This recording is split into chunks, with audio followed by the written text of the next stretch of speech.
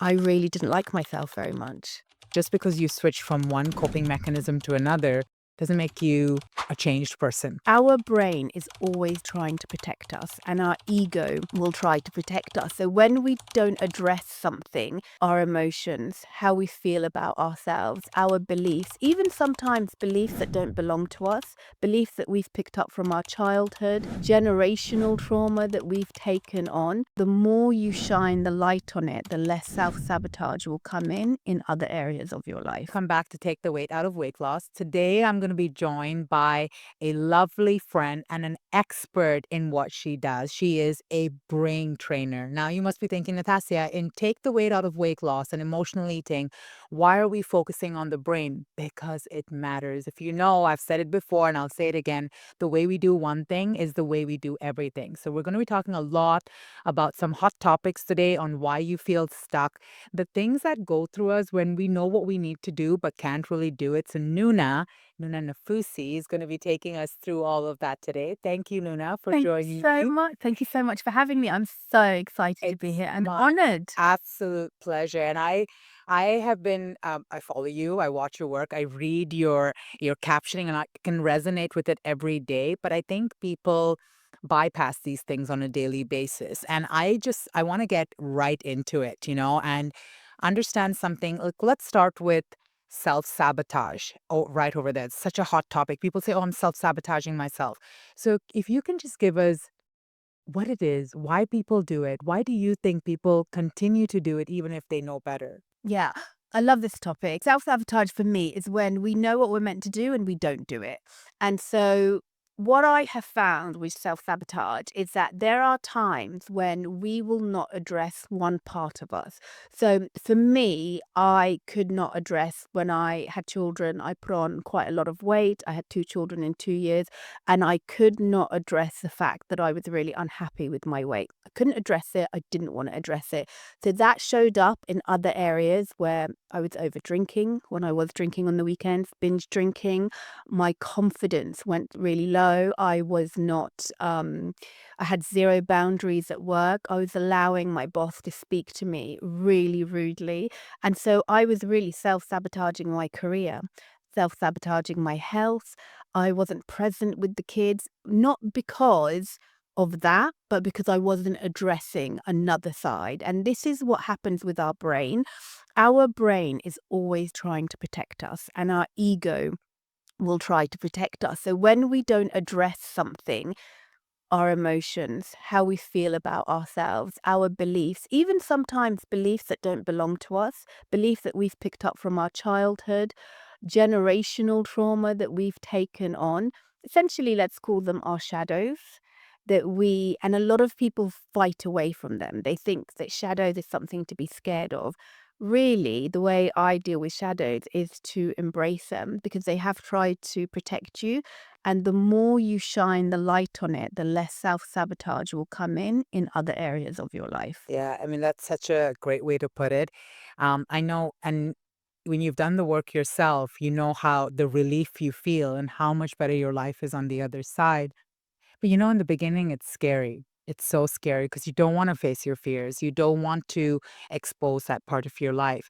And so, sometimes individuals don't even know why they're doing it. So if someone is starting from fresh, so say someone like yourself in that position where you were allowing your boss to talk to you rudely, right? You were telling yourself this is okay, this is acceptable. How were you able to really pinpoint that and say enough is enough? Do you know what I didn't? At that time, I didn't, and I wish I did. I think I ended up getting made redundant. He ended up stealing money from me, not giving me my gratuity during COVID. So I didn't. But what I wish again, I wish I knew what I knew now is there's this really amazing tip that I give to my clients is write down everything that you're worried about. Like, what are you worried about? And say, I'm worried. So at the time, for me, it would have been, um, I'm worried that I've put on a lot of weight and I don't look like me anymore. And I love that. and start loving what you're worried about, because then you're not running away from it. I'm worried that my boss doesn't respect me, and I love that. Because when you start loving what you're worried about, you're shining the light on it and you're not worried. So one tip that I would say is write down everything that you're worried about and say, and I love that. That's number 1. Number 2, I would say write down everything that you're saying to yourself. And if I did, it would have been, I'm not good enough. I'm so ugly. Nobody wants to listen to anything I have to say. And I would have been able to see and then write something next to it. Like as if a friend had said that to me, what would I have said? And then what you do is you start, it's a bit like a brain dump. You know, our brain takes on so much and we never clear it out. And it needs clearing out because it collects. And basically, our subconscious is 95% of what controls us.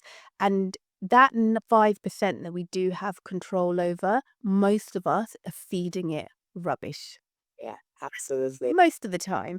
So if we can just clean, so you think your subconscious a bit like a motherboard that's controlling everything else. If we can be very conscious of what we're putting in there through the 5%, through what we're saying to ourselves, by being kinder to ourselves, by using really positive language and really looking at how we believe about what we believe about ourselves, then we're having a bit more control over the subconscious and start putting it in. And I think that for me has been really, really, really powerful. And I decided 2 years ago that I was gonna fall madly, deeply in love with myself, and I'm so kind to myself now. I speak to myself really kindly, and even, like, I was looking in the mirror the other day and I thought, "Oh, my neck, I'm getting a bit old."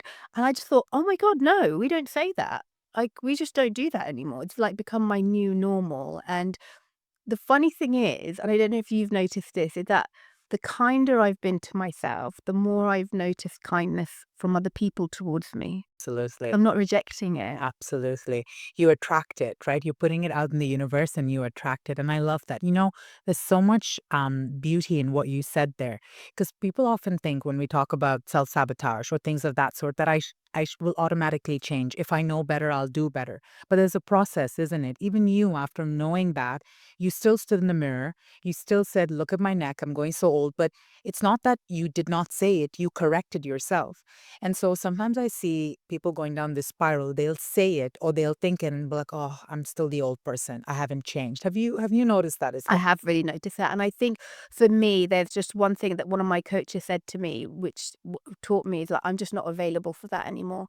Because our brain will always start going back to what it knows best when it's stressed, when it's upset. It's natural. So, yes, I was like, oh my God, my neck. And I just thought, no, I don't do that anymore.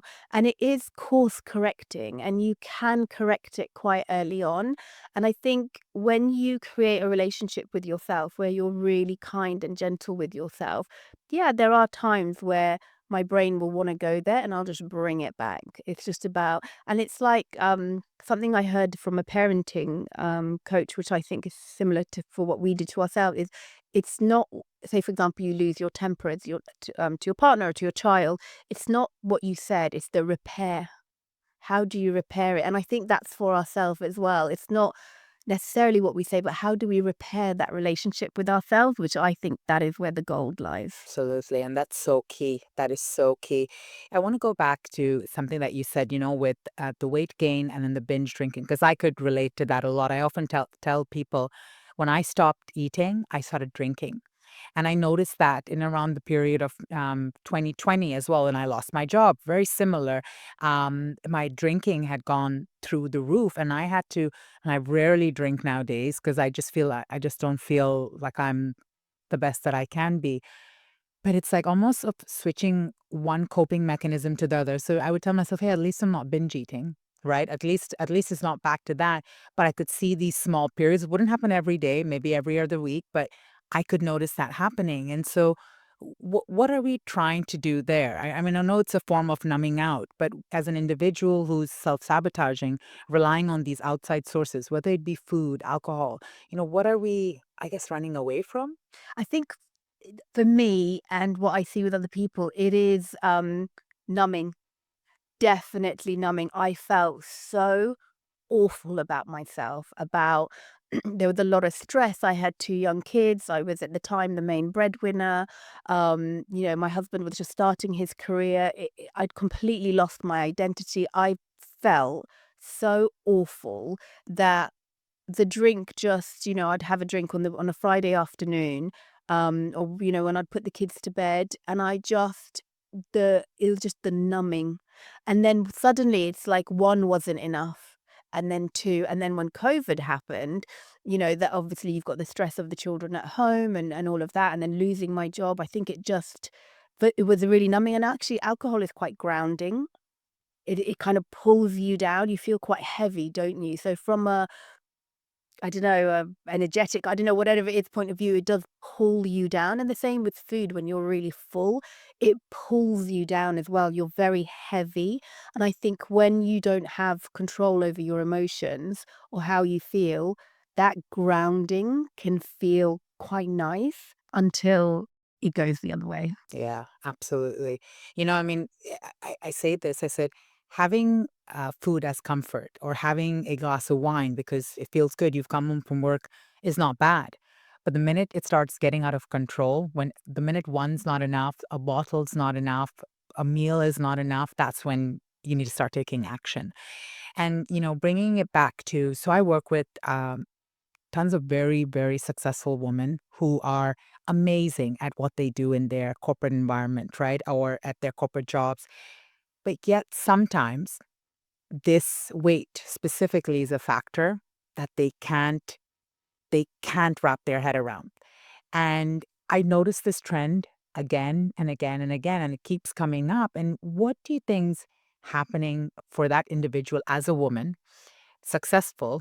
Um, what's happening in this individual's life that they can bring this amount of success to them and are still growing on the corporate ladder and will do anything and everything to get there, but have not been able to wrap their head around this part of their life? Mm. I think it's really multi-layered. I think one is when you're very successful as a woman, you're a high achiever, you've done so much. Sometimes that weight can be a form of protection. That it's you're working in quite a male dominated environment, and especially if you've had some unwanted attention when you were a child, or a teenager, or we've all had that moment where someone's tried to kiss us and we've pulled away. And when you're in a very male dominant environment, you it can be a form of protection.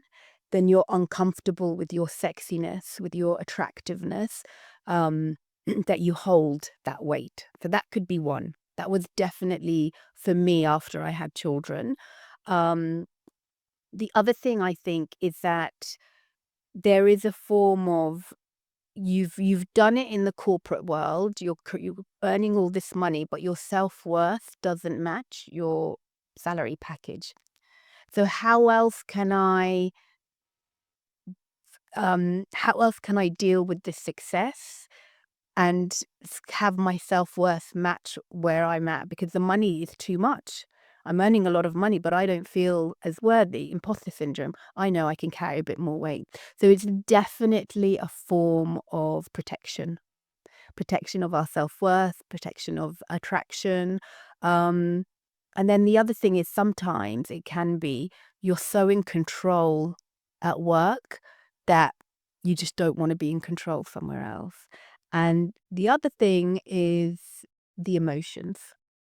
Is you are not dealing, and I see this with a lot of really successful women who come and work with me, that they are so successful, but what pushed them to be successful was to push and have all that external validation because they've got no internal validation. And when you don't have internal validation, you're not able to sit with your own emotions, you're not able to be nice to yourself. And so, are you really worth having an amazing body? Because a lot of people think that they're scared of failure. Actually, a lot of us are scared of success. So, who would you be if you had this amazing salary and also had an amazing body? Could you actually hold being that powerful? Being that successful, can you actually sit with that? Oh, And that's that scary. yeah, really scary. Well, actually, I can have all of this money, but I'm carrying a bit of weight. So actually, I'm not perfect. The other thing, which I've been working on as well, is Who would you be to your family if you were happy and successful and fit and gorgeous? How much is that generation of, if you come from a background where your mum didn't feel good about herself and you grew up in a very stressful environment and you got shouted at a lot and you were told that you needed to do more and more and more and you didn't grow up in an environment that was relaxed and really positive, then who are you then if that's what you become? Are you leaving behind your family? Do you even know how that feels? So there's so many layers that come up with it, which I think's fascinating. Absolutely. And I see some of them when I work with these clients and, the emotions, they play a huge role. It's like I see myself doing it at times when I'm really stressed or things are getting thrown my way left, right, and center. I'll tell myself, you know what? Let me just work so much right now that I don't have to think about it. And I just dive in deeper and deeper and deeper.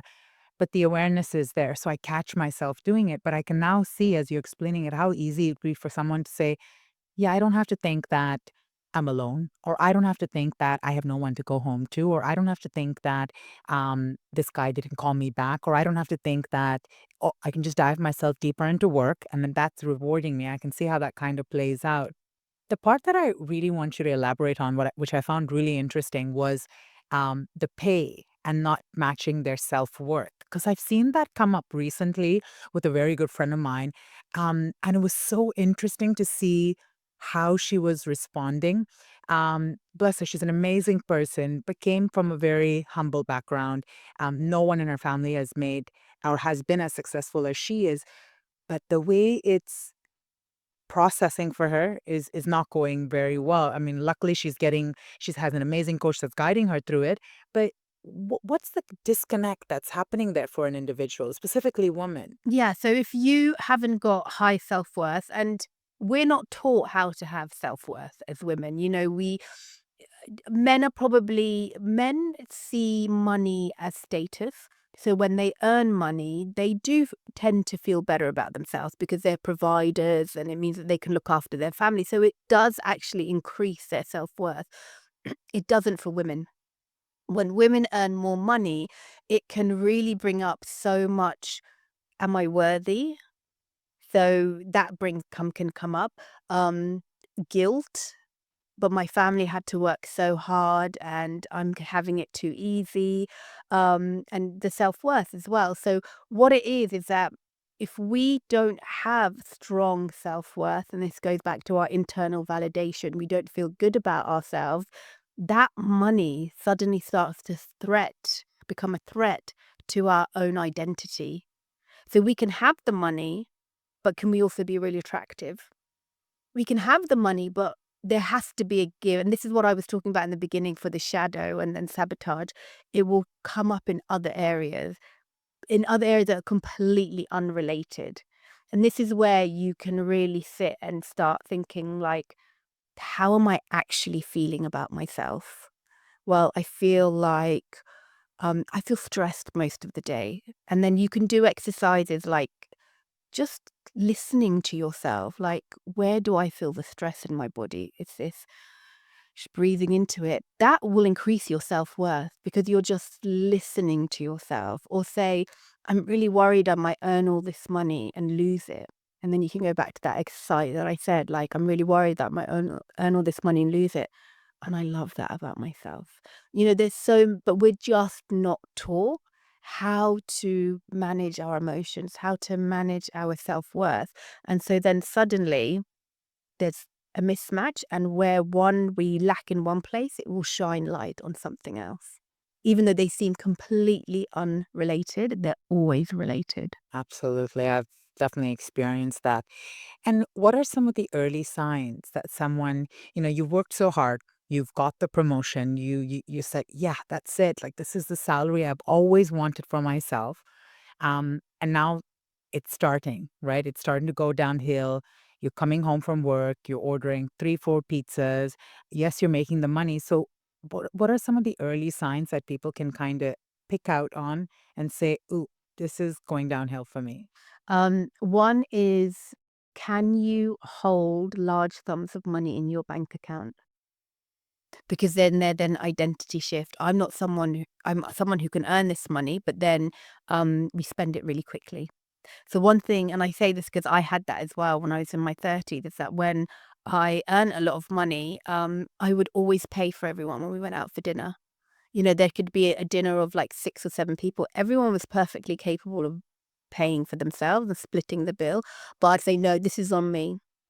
And it looked like I was being really generous, but actually, I probably, when looking back now with hindsight, I probably had such low self-worth, I couldn't hold because I was earning, quite a lot, quite a huge amount of money for my age and for what I was doing, that I probably needed to feel like I let me just spend it. So being overly generous, shopping too much, although that's also quite layered. It could be for so many other reasons, but spending, um, giving money away.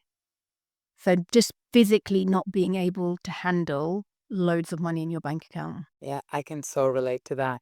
I remember when I first started making money doing what I do, I would tell myself, how are you making more than you did a few months ago and you still have no money in your bank account? And it made absolutely no sense to me. And that whole analogy, okay, Natasha, you're starting to make money. You can cut yourself a salary now. Why is there no money in your bank account?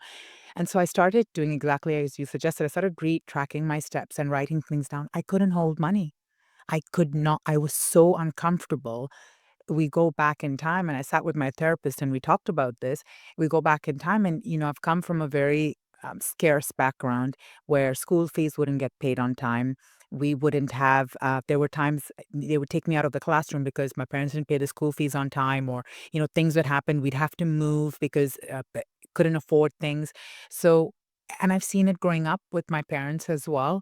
And then there were times that they did really well, and even they couldn't hold on to it.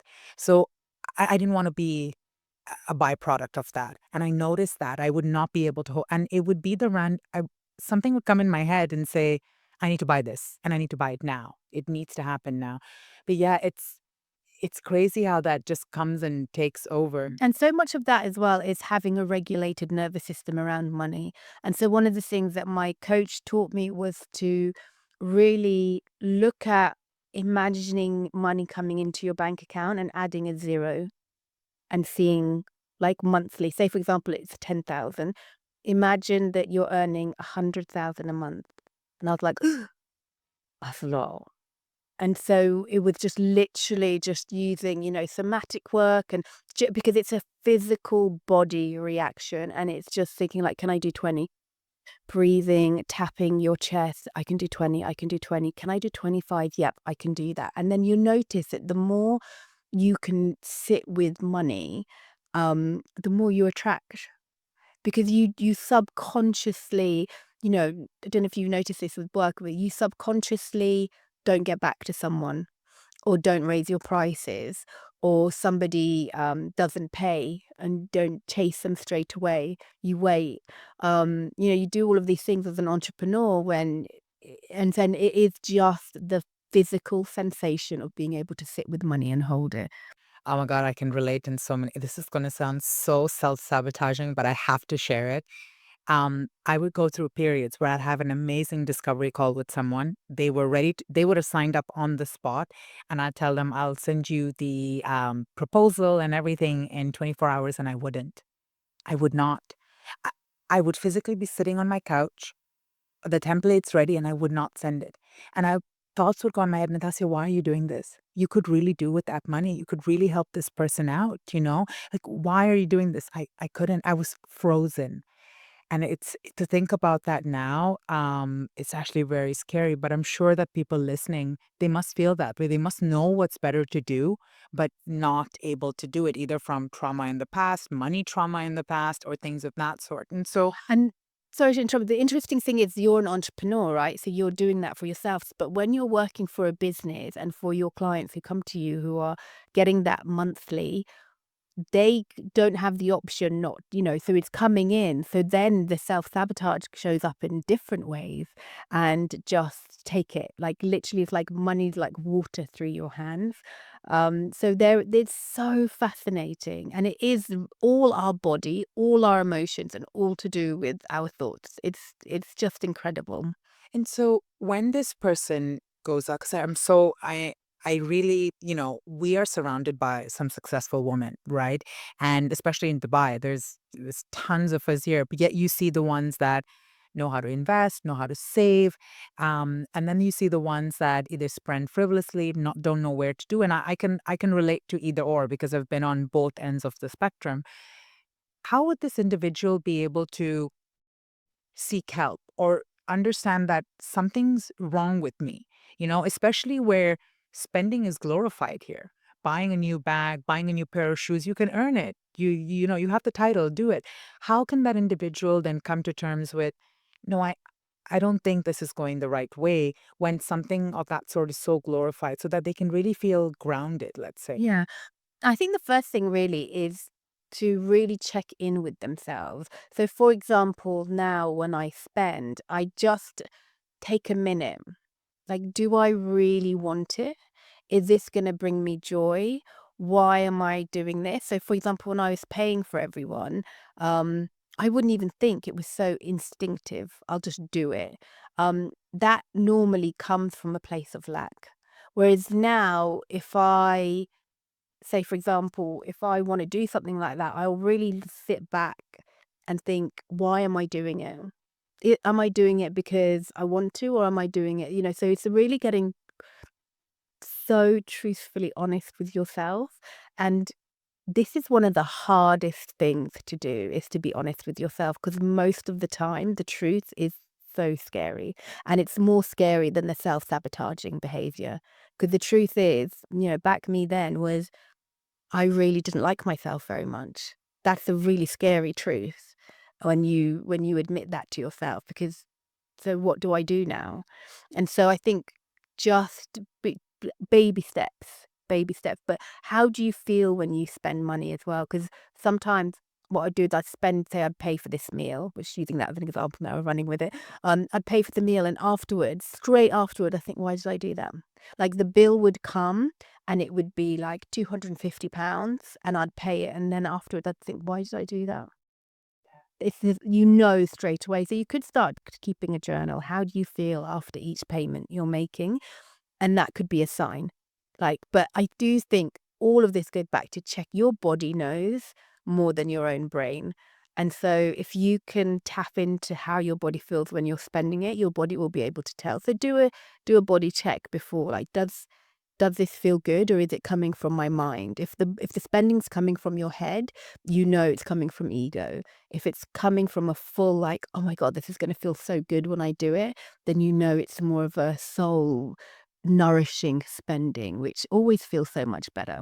It sounds the reason I'm harping so much about spending is because I see it with clients at times, right? They're not binge eating anymore. They're feeling really good about themselves, but all of a sudden the credit card bills statements are racking up, and I always bring this up in conversation. I'll be like, watch your spending, you know, because what's actually happening there, and please correct me if I'm wrong, what I've seen is they're still not getting to the unmet need. They're still not addressing the real root cause, the emotion that they're experiencing, whether it be guilt, neglect, I don't like myself, I don't like how my body looks, things of that sort. But if I spend it, I'm still getting that dopamine hit. It's not food. So then I'm still maintaining my figure, and then kind of spirals up from there. And so, I think it's so important for us to see that just because you switch from one coping mechanism to another doesn't make you a changed person. I think that's something that happens quite a lot, right? And do you see that? Do you see when, especially when you work with the women that you do, and men as well, that you do work with men as well, right? And so do you see them, especially in the level of people that you work with, how do they move from one coping mechanism to another? Really interesting, actually. What I found is that, say, for example, they are. So I had one client who came to me who had initially, who felt like she was cursed with money. So we did some work together, and she ended up getting a promotion, and she got a great job. And suddenly her lack got transferred from money to time. So she started always feeling like she never had time. And she was, constantly burnt out. And when I sat down with her, we went through the thought process. I said, you do realize you've swapped your lack of money for suddenly your lack of time. She was like, oh my God. And notice that the lack was still there. So the work goes deeper, and so we had to go a little bit deeper on something else. And I think we were talking about this before we started recording. It's like Pandora's box. Once you open it, it never ends. And there's always something, there's always a level to go deeper, and the lesson will stop repeating once it's been learned. Yeah, Like, absolutely. fully deeply learn. And it's not a pretty journey. I say to my clients, like, working with me isn't particularly going to feel fun, like maybe towards the end, but in the beginning it feels very raw, because we're getting to the crux of something that you haven't wanted to see for a lifetime. Yeah. Do you get a lot of reluctance when you're trying to get to the core of it? I do in the beginning, and I think the first thing for me is to get them to first. I'll assess the client, like how deep can I go and how quickly. And when I do get reluctant, I will kind of massage around. But what I can do is put their ego to one side, because there's a lot of inner conflict that, like, I really want to say this, but I don't want her to think that so they'll say something, and I could tell, because they'll look and be like, oh, I felt like my mum always used to be like this, and then look at me, and I'd say, "Okay, good." I'm like, "What else? What else happened?" And then they'll say, and I'm like, "Good. Yep, I can really see that, and I can feel that for you." And then they'll start. Most people are desperate to let it out. They really are. So I think the most important thing is creating a safe space for them. And because I've done so much work and I can hold some pretty deep emotions in myself, I'm really comfortable with holding my clients' emotions. And I think you can feel that when you start working with people, and you can tell. And I think, before, for a long time, I couldn't hold my anger. So if I felt like a client might be angry if I had to say something and they would get angry, then I would hold back. In the beginning when I first started in my first year, but then that's not really deep. I wasn't going as deep. Whereas because I've really sat with my anger and I can feel my full rage, there's no holding back. I can hold that for my clients and not judge them at all. So I think that you have to do that as a coach. You've got to really deeply feel your own emotions, and then the clients will see, can I go this far? Can I go this far? And then with time they'll go. But I'd say most people now, we can go quite deep quite quickly, because I know how to touch the touch the right button. Absolutely. I mean, it's all about that safe space, right? If they don't feel like they can relate or share. I was just speaking about this yesterday with a friend, and we were talking about, and she's in similar space as well. And she said, it's so important to create that safety for them right from the first call, right from the first interaction, that they feel that the entire world might not understand them, but you can. And so I think that's like a sense of peace, a sense of calmness, that they almost look forward to come seeing you. Something else that always comes up, and I would love, love, love to get your take on this, is confidence, in particular body confidence. And something I see across women, again, very successful women that you interact with and deal with on a daily basis, is uh, I'm not ready to show up because I don't have the body as yet. I don't want to show up because I don't have the body as yet. And I see this all the time. One of the biggest reasons why people book calls in with me is, in 4 weeks, I have a big award ceremony coming up and I need to look my best. Till then, I'm just going to not show up for any event. And I truly believe that you need to enjoy the process, because who says that once you're done, once you're there, that a red carpet's going to get laid out for you, right? And if anything, it goes the other way. That's what happened for me. And so I kind of want to understand why, number one. I get it in a way, but I think people listening, and I'm sure there's people listening that's feeling like, I feel insecure. I don't want to show up. Why is this happening to them? And secondly, how can they get past it? Because waiting towards the end, that's not the answer. Yeah, I love this question. And I know, because this was me as well. And I think the "I don't have anything to wear," it's also just an excuse, or "I will ask for my promotion once I've lost weight." It's easier to blame the weight than to blame the fact that you're still playing small. And if you do wanna play small in your career and you're slowly moving up, it's really easy to blame the weight. Well, I won't go to this award, but and also when women put on weight, they don't dress themselves sexually. They don't invest in their clothes, and that's another reason, and they'll use it as an excuse because of their weight, but actually it's because they've lost their confidence. So, it is just an excuse, number 1. Um and what I think as well is that I think some of the most magnetic, attractive women aren't the ones who are pictured on the magazine, typical. They are the ones who are owning any body shape they've got. They really, and we all have seen women like this who walk into a room and they're owning it. And it's because, and those are probably the women who the weight tends to fall off quicker because they don't make their weight mean anything about them. And I think this really comes back when I talk about confidence a lot with my client. It's the stories that we're telling ourselves, and it's just a cover up for so many other stuff. Again, it's the ego, it's trying to protect us. But most people think I'm overweight, so I'm not loved. Yeah, absolutely. I goes back down to when I was younger, everyone was always like, "You need to lose weight," and they used to tell my mom, "She needs to lose weight. She's such a pretty face. She needs to lose weight." But there was this one lady, my mom's friend. She had come down from the States, um, and I would hate seeing my parents' friends because I know my weight would always be a topic of conversation. And I remember her words still today, and my mom said, "Oh, this is my daughter, Natasha. I know she's really overweight." Like, that's just how they would introduce me. And once my mom left, she came to me and she said, "You know, don't let the weight be who you are." She's like, "Think about Queen Latifah. Look at how Queen Latifah walks into a room, right? Queen Latifah was a plus size woman. Look at the way she owns the room." And for the first time in my life, I was allowed to look at this weight that I was holding in a very different way. And it was like, is this lady for real? And she said, just think about how confident she is. And so then I got so obsessed with Queen Latifah. And I think people feel that they're not worthy, that they shouldn't own a room like Queen Latifah does, and many other plus size women do. I mean, it's if anything, it's you see it on social media now. And so if someone is there and they're in that position and they stop dressing up, because this I see that always. You'll say, "Oh, I have all these lovely clothes in my closet. I'll wear them once I lose weight."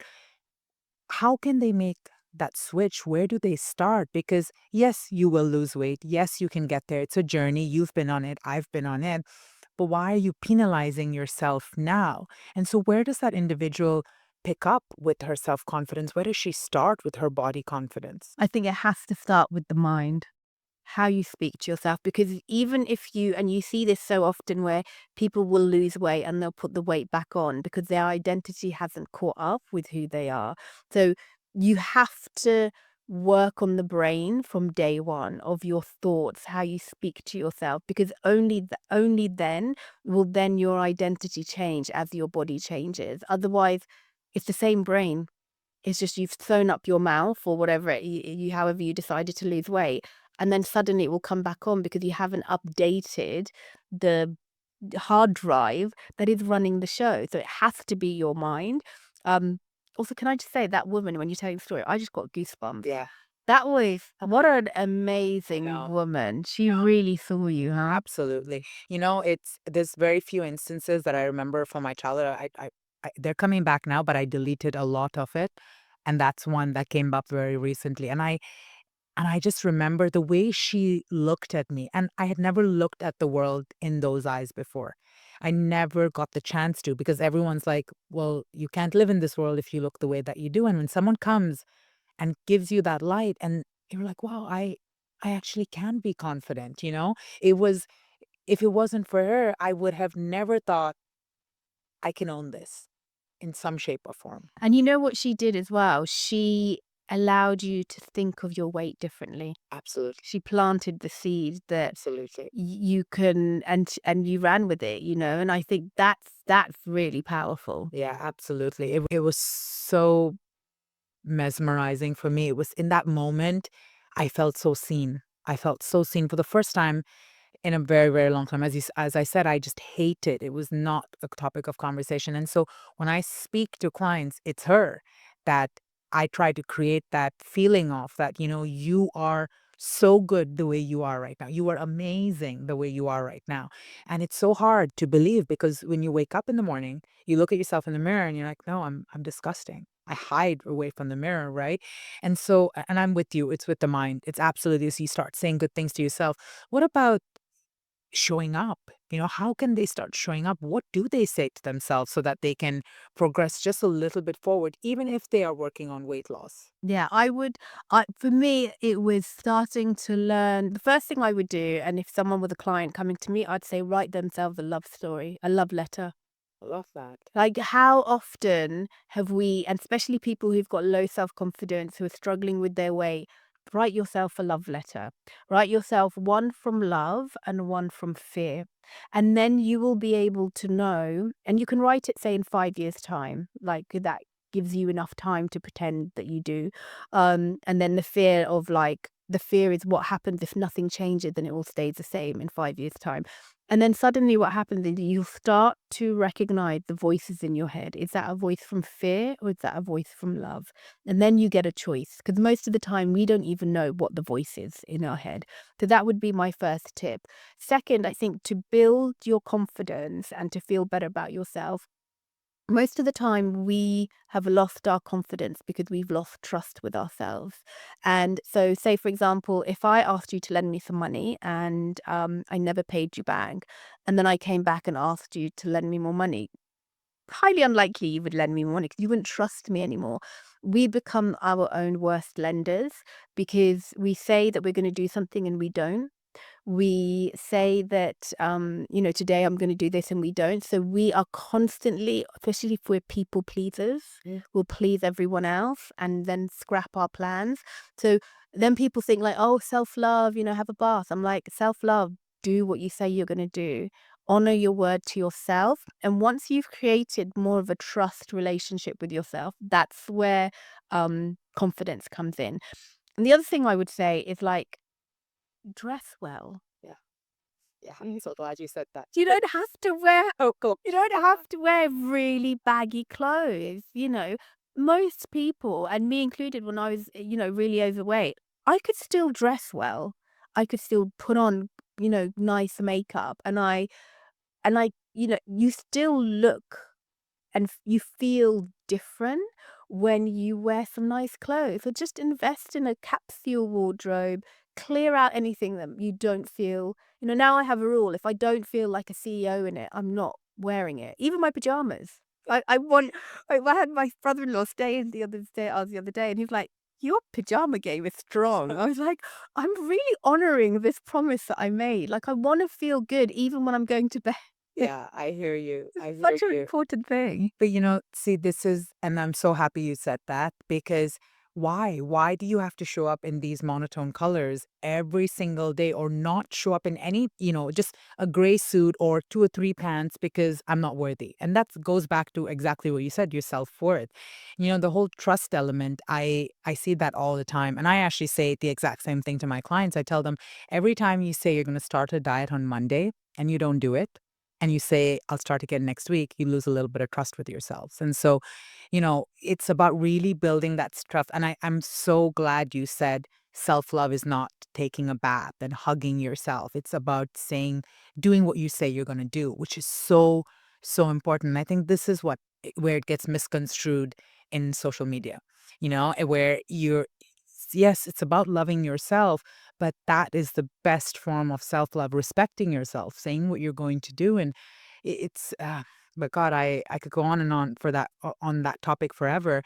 Be, is there statements that they can say, affirmations that they can use? Do you believe affirmations work for an I do. individual? I do. And I think as you were speaking, the thing that came to me was that, it's thinking like, I've got this, I can do this. And when you trust yourself, when you do what you say you're going to do, when you're put in difficult situations, when you've got your own back, suddenly you're like, in whatever situation you're in, you're like, I can do it. Yeah. I can do it. I've got it. I think for me, the biggest, one of the affirmations that I use a lot, and I think I might have got this from Maria Pierce, was every day in every way, my life gets better. And I think for me, it's really just just really saying to myself, like when I look in the mirror, I make sure that I say I look beautiful. There's also another exercise that you can look in your left eye and your right eye in the mirror because they access different parts of your brain. And they say if you look through your left eye, you're looking through your soul. Wow. Apparently, that's what I've heard. And it's looking in your pupil in the mirror and just saying, "I love you. Wow. Just I love you." Such a beautiful exercise. It's so hard. It is. It is. It is. As you're speaking, I'm thinking to myself, which eye do you? And it's usually the right. Yeah, I'm usually looking at myself in the right eye. Okay, everything looks good. Let's go. yeah. But I'm gonna try that Yeah, today. try the left. And one thing I couldn't do for a long time is look in the mirror and appreciate my body. Like you were saying, like for me, I would just look at it and be like, "Ugh, so disgusting." Like, yeah, even though my husband was still like, "Oh, you're so gorgeous," you look, and I still had my waist, I still, and I just birthed children. There was nothing per se wrong. Um, but now I'm just, and along the journey as well, not just since I've lost weight, but along the journey, I'm so strict and use affirmations that feel good for you because everyone has their own. People come out and say stuff and then people take them on. You have to say something that actually feels good in your body. Try them on, see how does your body react to them. But for me, it's just about just catching myself. Yeah, in the moment. Yeah. You touched on something which is the perfect segue of what I wanted to talk about as well, which is people pleasing. Yeah. Right. I'm a recovering people pleaser. Me too. And, I have bent over backwards and sideways and underneath and on top. I would be so proud of the people pleaser I was that I would say, everyone loves me. Everyone and I would have this image in my head that if I ever died, God forbid, there would be so many people at my funeral. And that used to make my day. That would be the opposite now. I'd probably have like 5 people at my funeral. But, I want to really dive into this topic of people pleasing. I see it with clients a lot. I'm sure you see it as well. Please dive into people pleasing for us, where it stems from, and how can we pinpoint that I am a people pleaser? Yeah. I mean, when I first started learning about people pleasing, it kind of blew my mind because I also was a real people pleaser. I did everything for everyone. Like you, I thought everyone would at my funeral just be like, she's such a nice person. Like I really don't want people to call me nice. And this is, I mean, God, we could have a whole episode about this, but people pleasing essentially is a form of control.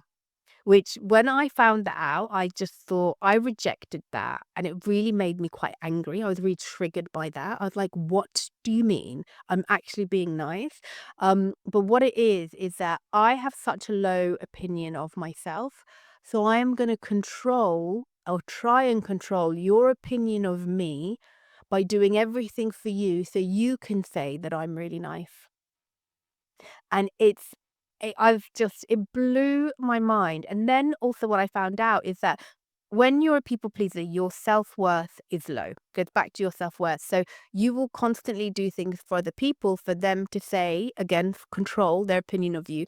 But the problem is, if you think of it like a well, if you're no matter how much water you put on that well and think of the water as thank yous, it will never fill up. And that's why a lot of people pleasers, as I don't know if you felt this as well, we got very resentful. It's like, do you know how much I had to sacrifice of myself to go out and do something for you? And the thank you's never enough, even if they say thank you, but they didn't say it in a nice way, but they didn't do it in this way. And so a lot of people who are people pleasers are quite resentful because the gap between how they feel about themselves to what they expect from other people is so large, and that gap is filled with resentment. And that's not good for our health. It's not good for our health image. And so with people pleasing, the way to start for me was to really look at, if I did something for you, the way I knew it was people pleasing is that I wanted you to say thank you. And that thank you really meant something to me.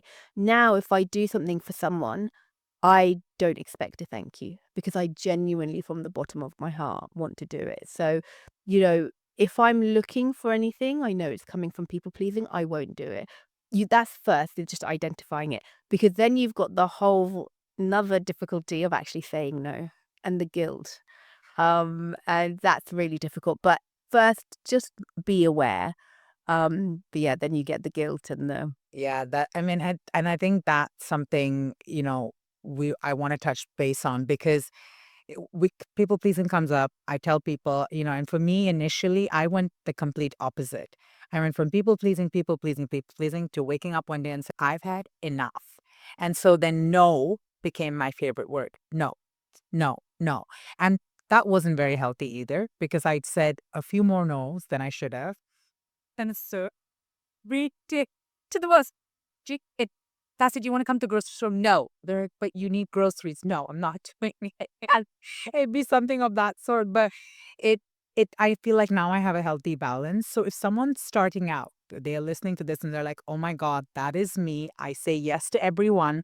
And then, when we combine people pleasing with emotional eating, I always tell people it's a form of you're saying yes to everyone else, and then the only person that says yes to you is food. Food is the one that pleases you while you're pleasing everyone else. And so if they wake up one day and they've realized, wow, what Nuna said when Cassie said, I'm definitely a people pleaser. Where do they start? What does that next week or next 10 days look like for them? Because you're so right. The guilt's going to be there. How should they be sitting with that guilt? Should they be saying no's as often as I did? I don't think that's the right strategy. But what are your thoughts on that? The first thing I would do, I think awareness. I think awareness is half, solves half of every problem, and everything that we do with ourselves. So first of all, just keep a track. How many times am I saying yes when I mean no? That's number one. Number two, which really helped me, was that every time I say yes to someone, say for example, someone would say to me, "Can you give me a lift?" And I couldn't, and I would say yes, and I would go out of my way. People generally do like to help other people out, and every time I said yes, I was taking away the opportunity for someone else to be helpful to someone. So rather than me feeling guilty that I'm saying no, I actually, the way my mind did it is that, well, if I say no, they've got an opportunity to ask someone else, and someone else gets that good dopamine hit of saying yes. So that's another way, is that I don't have to do everything for everyone, because there are other people who are totally capable, and they can also get the feeling of helping out. The other thing was that what what I was thought as well is that most of the time I wasn't actually being authentic. So I would say yes, and then in my mind think, I can't believe you've just asked me. You're so selfish. Now, what kind of friendship is that? Or what kind of relationship am I creating with the people in my life? This resentment, they can then feel the resentment. There's no authenticity. So now I just use sentences like, can I let you know later? Can I let you know closer to the time? And, especially with things when I'm meeting up with people, or if they say in a month, can you book this? And I'm like, I'll let you know. Because in a month's time, the way my energy works. I don't know if you've done human design, but the way my human design is, I've learned that I'm very much, I have to see how I feel. So I will then change the way I communicate and say, can I just let you know closer to the time? And most people are like, yeah, sure. Yeah, that's really, really beautiful. I used to have a friend that who would always say, I'll say, "Oh, can we go for dinner here?" And she's like, "Natasha, don't." She had very, very good boundaries. And while at that time I resented her, now I have a lot of respect for her because I was like, she knew exactly what she wanted. She put the boundary down with me. She also said, "It's not that I'm saying no to you. Just ask me the day before because I'll be more clear minded and I'll be able to let you know if I can come." And I think about that conversation now, and I was thinking about it while you were speaking. I was like, my God, she did it the right way. And I love what you said, you're not saying no immediately, which a lot of people struggle with. They've not said no for months, years, weeks. And it's hard saying no to people that you've always said yes to, right? So this is the phenomena I want to open up with you. If you've said yes to someone for so long, the other person's aware of it as well. I'll come to Nuna, I'll come to Natasha, she'll say yes. I've gone to her before.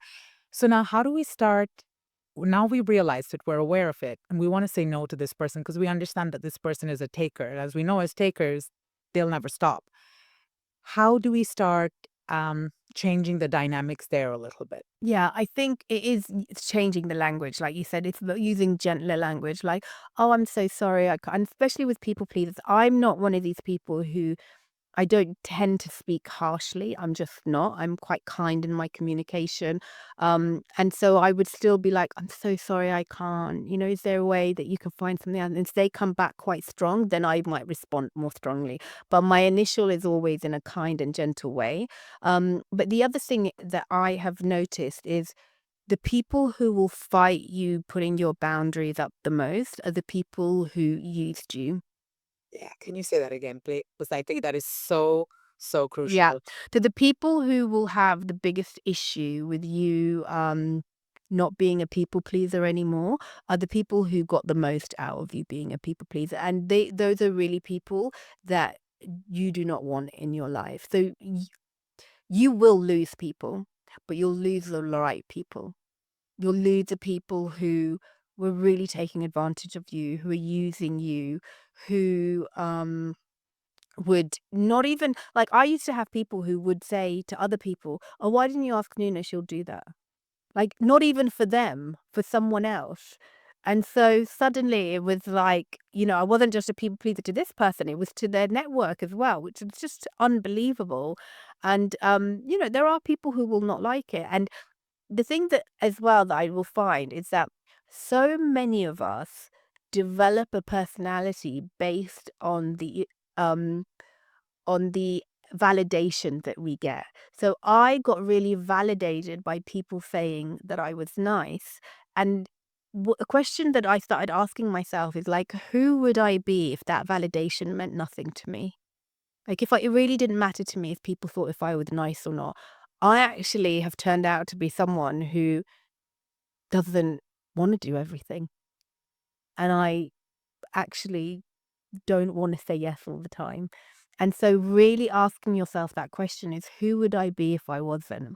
So this comes up with victimhood as well. Mm. Like, sometimes you can meet people who their identity has become of someone complaining, but it's because they get that validation of, "Oh my god, I'm so sorry," and that validation feels really good. And that's when you can start wondering, but what if that validation was there? Who would I be?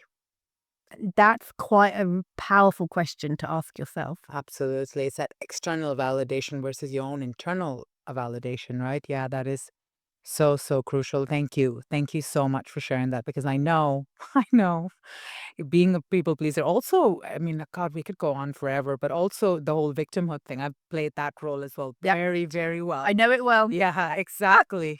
But if you can just knowing what you know and the amount of knowledge and expertise that you have with the brain and how people respond, if you were to leave a message for women and men starting and they're they know they're doing wrong. They can identify as people pleasers. They can identify as individuals that are not confident. How can they where do they start? What's the message that you can leave for them? Yeah. The first thing that I would say is just go easy on yourself. Like, don't try. You've had a PhD of being who you are today. So take it easy. Change one tiny little thing. And it could just be one word that you don't say to, maybe you just don't use the word disgusting for a week. Maybe you just look at yourself in the mirror and smile. And just appreciate yourself. Start really small, and it's the small things done consistently that will have the biggest amount of momentum and impact. Amazing. Thank you. Thank Thank you you so so much. I've loved this conversation Thank so you. much. Thank you so much. I feel like we're gonna have like a part two. Yes, absolutely. But thank you. And thank you so Thank much you, for joining Natasha. us today. And we'll be back. Thank you. And thank you to everyone. As usual, you will find us on YouTube, Apple, and Spotify. Thank you.